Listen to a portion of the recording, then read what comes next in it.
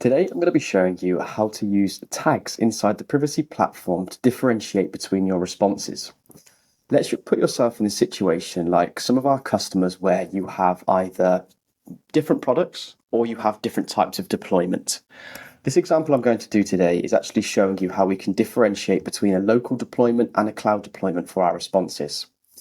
Once you've created your deal folder and selected the questionnaire in situation, you'll see in the upload page here that we've got an option now to exclude tags. So let's say that this particular questionnaire is for a cloud deployment to my customer. That means I want to now actually exclude any local deployment responses. When I now hit continue, the platform's going to be extracting all of the questions from that file, importing them into the platform, then searching through your knowledge base for any documents that have been tagged with the cloud deployment. This is then going to be able to help you differentiate between the different deployments or the different products that you may offer. And there we have it. As you can see, in no time at all, the platform has been able to process the questionnaire in situation.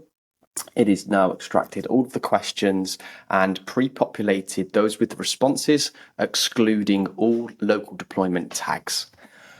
Now that you'll be able to go through the different categories at the top here, to go through the particular questions that need to be reviewed, or those that actually need a response from yourself. And once you are happy, I would suggest selecting all of these questions and then adding the cloud deployment tag so that you never have to respond to those same questions again, or when you next do the differentiating deployments, you'll be able to use these responses again moving forward. And that there is how you can use tags to differentiate between your responses.